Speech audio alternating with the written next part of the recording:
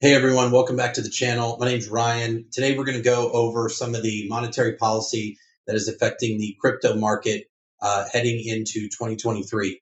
Before we go into that, I just want to give everyone a quick shout out. Thanks for subscribing. Please go ahead and hit that like, comment, and subscribe button. I am going to link all these articles in the description below. One of the things that I found very interesting over the last, I would say, 9 to 10 months has been the pivot from crypto into mortgage rates.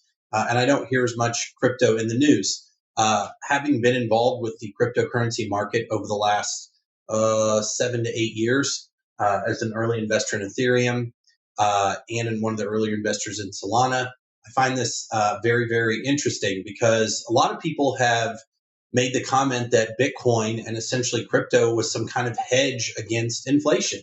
And as you're going to see here, it's not. If you look at this article, shutting off the Fed money printer leaves Bitcoiners out of sorts. Well, I mean, I think that's pretty obvious. Over the last 2.5 years, really since COVID started, you've noticed the Fed and the government just pumping tons of money into the economy. And what does that do? Well, when you have all this sloshing around of funds, you're going to see a lot of tertiary spending in asset classes that may or may not hold up well when we go into a recession or depression. And that was one of those is being crypto. Bitcoin is the stable of crypto. It was the first invented and the most circularized. However, we've never really seen crypto when it comes to a down season. We've seen the crypto winters, but we've never seen the economy as bad as it is now when we've had to deal with crypto. Remember, if you go back to 2008, 2009, that's when the first Bitcoin was mined and put into circulation. Well, we were just coming out of, depending who you ask, last financial crisis, the Great Recession, with the mortgage-backed securities and the housing crisis. So, this is a really big test for what crypto can do. Now, if you scroll down here, you'll actually see they'll mention this a few times, in the article. Now that the printer's been turned off with central banks, raising interest rates, which we'll see probably another interest rate hike by the end of the year. I'm saying another 75 basis points. You'll see it says, you'll see here, it says leaves proverbial printer's been turned off. The central banks raise interest rates, and Bitcoin's crashed more than 50% this year. Absolutely, it has, and it'll continue to crash as the Fed continues to increase interest rates in order to stave off higher inflation. And I don't envy the Fed for having to go through this. I really don't, because they've got to make a really tough decision. You have two issues here. So one, we need to control interest rates, right? But we need to keep us out of a depression or a recession at the best, but possibly a depression.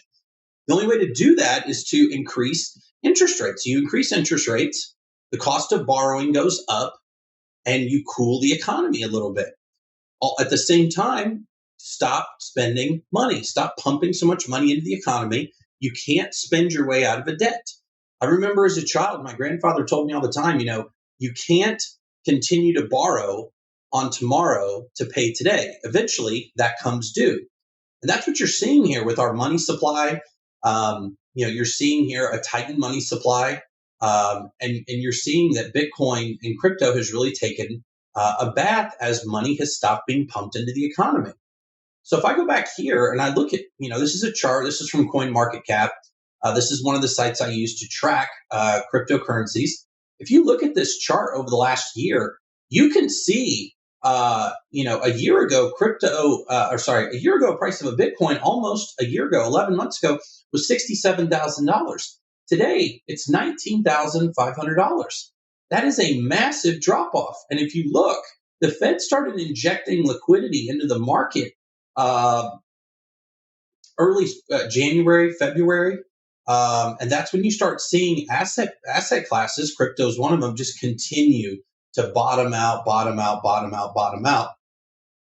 So what does this mean? If you do the research on this, you can see, it's not just Bitcoin, right? If I go up here and I look for Ethereum, you're going to see the same thing. If I go back a year, a price of an Ether back in November of 2021 was $4,800. Now it's $1,300, $1,325 as of this morning.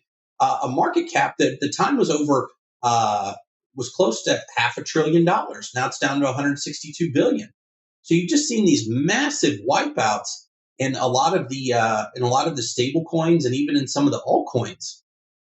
Now, we've talked on this channel about rising inflation, what interest rates can do to the economy, and it's worth noting that especially when you look here, it says the logic that was essentially applied to cryptocurrency in the last 5 or 10 years. The reality is not that crypto marks as an inflation hedge, as I just said, but it's much more like that gold has become, and it evolves with central bank liquidity. So the reversal of excess liquidity in the economy from the Fed and other central banks is contributing meaningfully, in my perspective, to the lower appetite for digital currencies. That's exactly what I just said. As you start to rotate out of all this liquidity in the market sloshing around, very frothy, you're going to see people start to head back towards asset classes that are more stable: treasuries, bonds, gold, silver, CDs, things like that.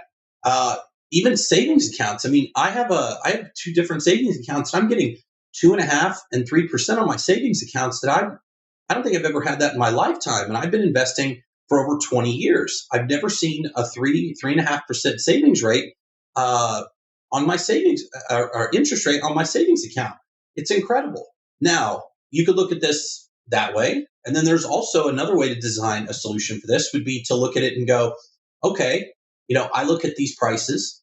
Ethereum, if you are a long-term holder, you're a long-term investor in crypto. If I come out to this and look at Ethereum and I see, okay, last year, 4,600.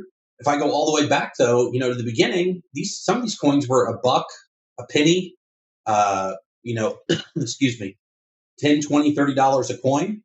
For me, and this doesn't just go with crypto, this goes with all equities and asset classes. This is a great time to buy. So, if you look at this and say, oh, this sucks, I've lost a lot of money, etc. Yes, if you sell, but these are also great times to buy. Again, if I go back to the year, if I look at this yearly chart, a year ago today, it was 35.46. So if you're a big holder right now, you're getting a big discount on what you can pay and what you can get, whether that's dollar cost averaging or going in and doing some kind of scalping and looking at the lows here. I mean, I think Ethereum was down to 993 back in June, and now it's up to 1325. So there's a lot of buying opportunities here. If you're patient, you wait. I know a lot of people have cash on the sidelines. They've reached out to me and said, hey, what would you do with X amount of dollars you got sitting in cash? For some kind of, if you're looking for liquidity in the market. Now, the last chart I want to go over is the current U.S. inflation rate.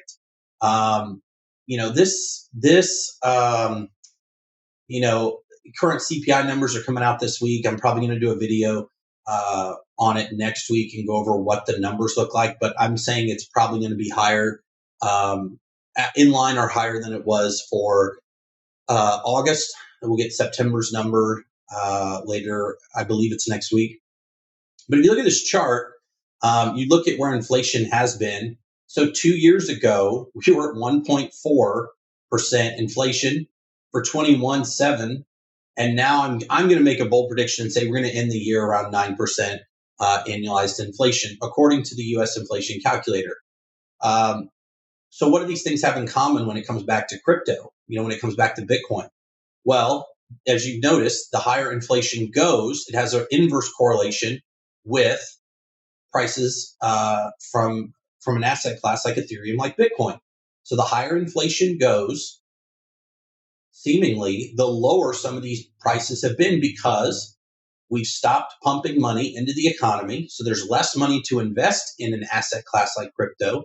But then number two, even if you did have money, what are you going to do with your money when inflation's 7, 9, 12, 15% over the next couple of years, depending on what happens in Congress, what happens in 24 with the presidential race. Those are all things that will drastically affect what's going to happen with inflation. But what do people do when they don't have as much money to invest in the market? They invest in other things: food, shelter, savings rates, savings accounts, things like that. When you've got inflation eating so much of your income, it becomes extremely difficult to continue to invest, whether it's a 401k or even a riskier asset like crypto. So I wanted to just bring this to the forefront because I feel like the crypto stories have somewhat been left out of the news with all the mortgage interest rate hikes, inflation. Not to say those things aren't important, because they are. They're very important. Inflation affects everyone, some worse or differently than others. But regardless, the Fed shutting off the money printer will be a net positive in the long run for the country, because again, you cannot spend your way out of debt. Eventually, you have to have a margin call. You have to do something to stop, and it's just feeding money into the economy forever and thinking there'll be no problems, there'll be no issues. Well, clearly from a crypto standpoint there is, but then as you've sloshed all this money around, your inflation rate has just absolutely soared. So that's what I wanted to go over today. Don't forget to like, comment, subscribe to the channel. I'm going to leave these links below if you're interested in diving a little deeper in here. For instance, this chart will actually take you back over the last 22 years, and you can see month by month, and you can also start to see okay, in 21, when did things start to really pick up? In this case, 1.7, 2.6, it almost doubled month to month here. You can look at this and see and correlate it back to money supply and what that looks like. So appreciate everyone coming by, stopping by. I'm going to release another video probably when the CPI numbers come out, and we'll go over that. All right, take care. Bye-bye.